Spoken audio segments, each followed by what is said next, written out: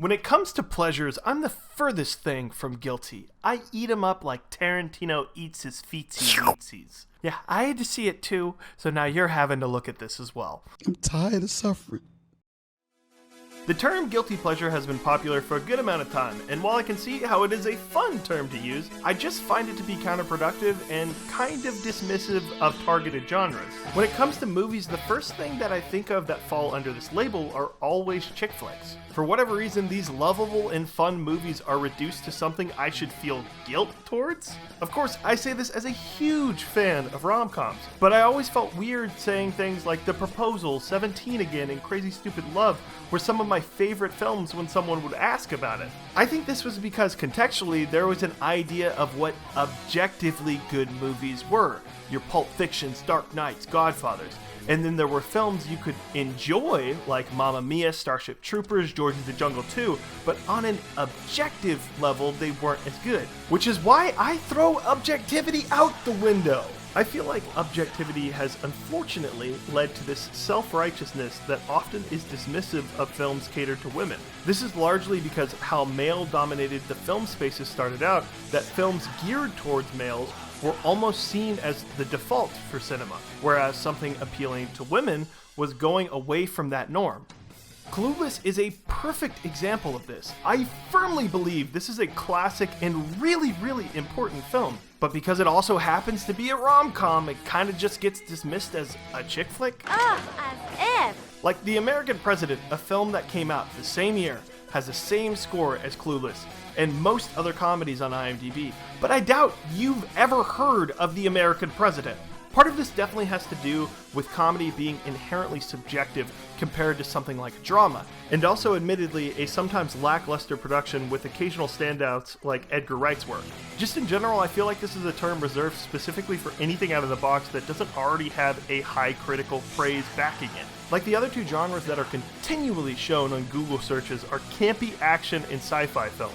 I think all three of these are very risky genres to operate in. Campy action and anything sci-fi has a much higher degree of difficulty when it comes to immersion in a film.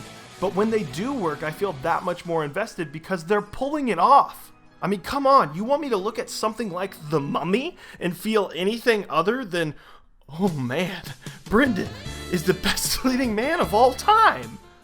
Star Wars has the exact same campy and goofy sci-fi action vibe to it, but you nary see someone put A New Hope in their guilty pleasures list because 40 years ago people decided it was incredible, which, like it is. I love Star Wars, but you can't tell me it's this pillar of cinema that is without imperfections. R2, let him have it.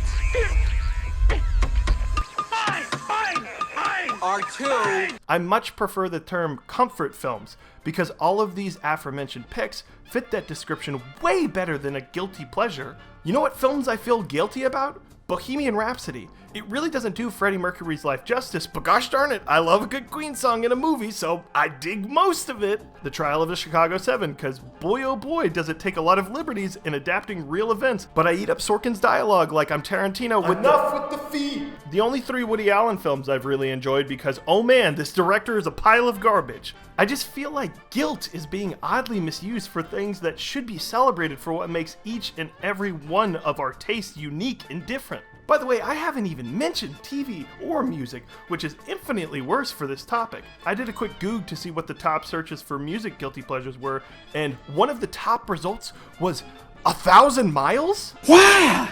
What kind of world do we live in where one of the greatest pop songs of the 2000s is considered a guilty pleasure? Like, look at some of these other suggestions. What are we only supposed to be listening to? Beethoven's Symphony? Anyway, in honor of fully embracing what many would consider to be guilty pleasures, I have another video coming this week on a film I absolutely adore that more people should love too and embrace. I hope everyone enjoyed this video, and thanks to everyone who shared examples of guilty pleasures on Discord. If you want to join in on the conversation for future videos and other shenanigans, links will be down below. Later, haters.